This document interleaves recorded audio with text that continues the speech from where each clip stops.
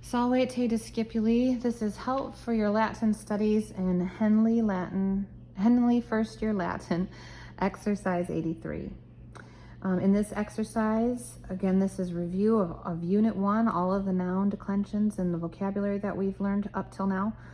And we are asked to translate sentences from Latin into English and also to explain the use of the italicized words. So let's go ahead and get started with sentence number 1, which reads, Deus pater hominum in caelo est. So right away we recognize that first word as God, and it is in the nominative singular form. So there's our subject. And then separated by commas, we have this pater hominum. Pater, we know, is a nominative singular noun meaning father.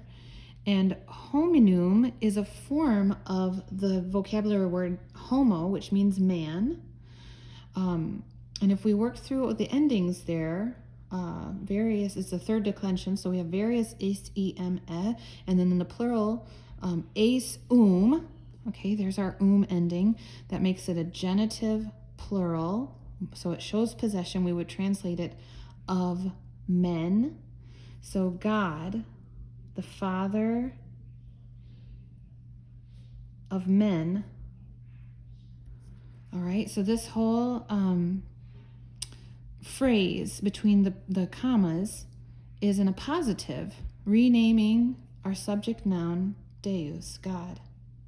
So God, the Father of men, in caelo est. Well, there's our verb, and it means he is. We can just simply write is, because we know that he is implied, meaning God. In is a preposition, which means in.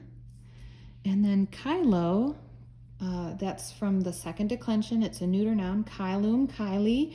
And that O ending, o, can be in the ablative form, which is appropriate when it's paired with the preposition in.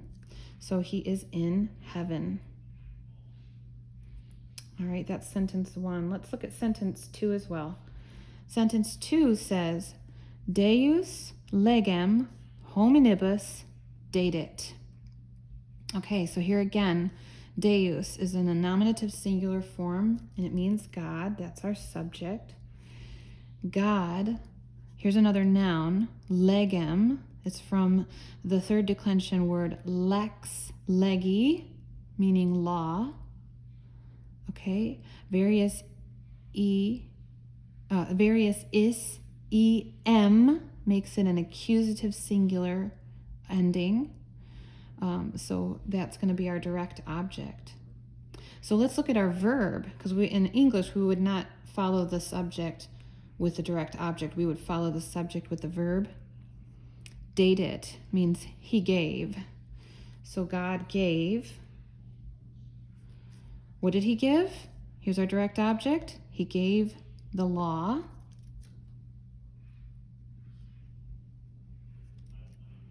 Hominibus. This is from the vocabulary word we know, homo hominis, which is of the third declension. And that ibis ending, if we look at our plural endings in the third declension, we have es, ibis, es, ibis. It can either be a dative, meaning indirect object, or ablative.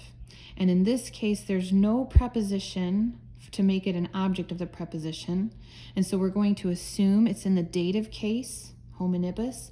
And whenever something is in the dative case, when it's an indirect object, then we would translate it as to or for the noun. In this case, to men, it's plural. So God gave the law to men. And that's how we would translate that.